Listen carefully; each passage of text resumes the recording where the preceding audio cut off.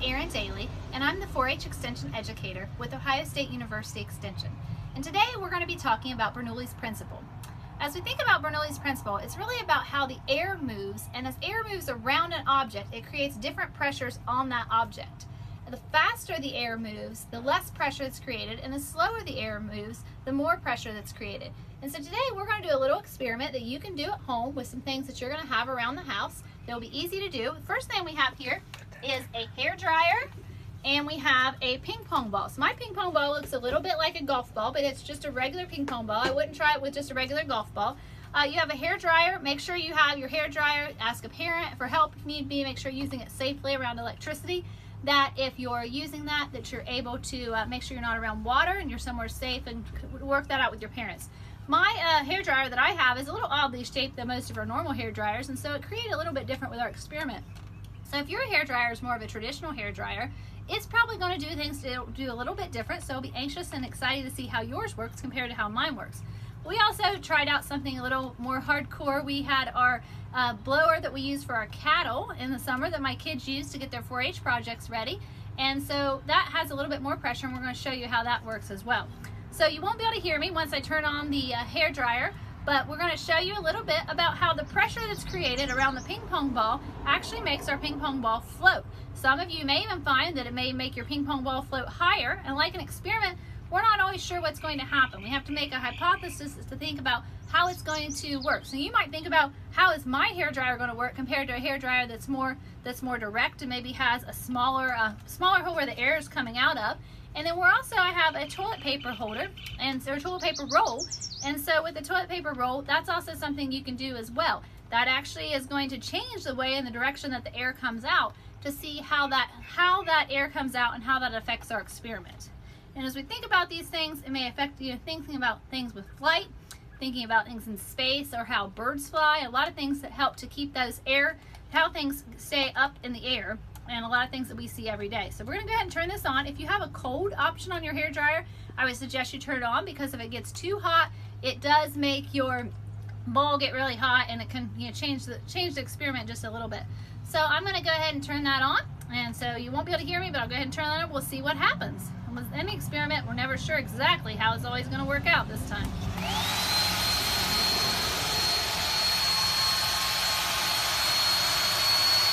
You can see here it's causing my ball, it's floating above the hair dryer. So now I'm going to hold my toilet paper roll above it. We're going to see what that happens. If I get it a little close, it starts to pull it up.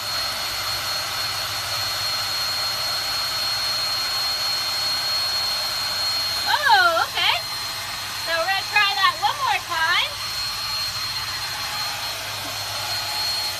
So you can see there that our ball went there pretty high. We'll see one more time. We'll see if we can get it to stay on top of the toilet paper roll. Let's see what that does a little bit different.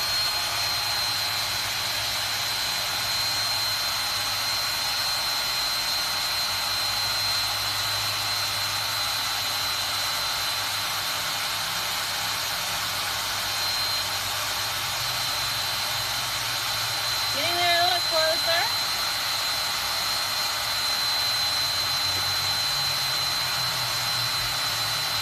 Doesn't want to go quite through all the way.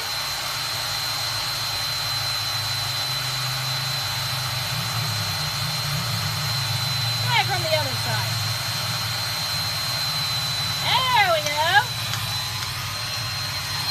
See if we can try a little. That must have been the trick.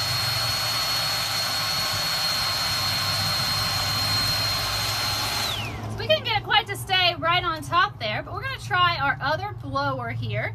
And our blower that we use for our cattle has a lot more pressure than what we use on our hair. So we're going to try it out here. We've got a couple other size balls we'll try out, so we'll see how this one works. And it's really loud, I'll warn you. So check that one out and see. We'll see what we can figure out with this one.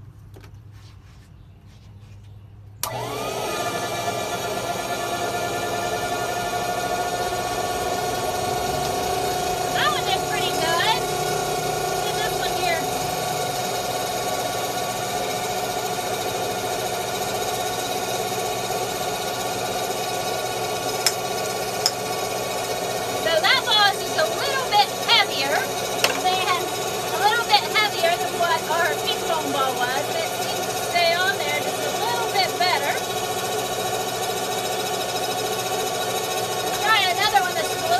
and see what that one does.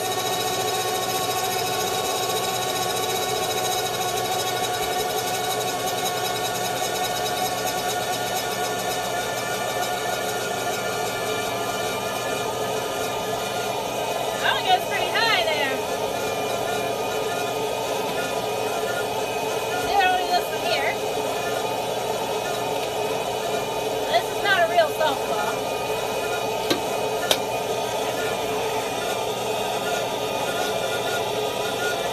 This is one of our wool dryer balls. Quite a bit heavier. Okay, you can go ahead and turn that off there.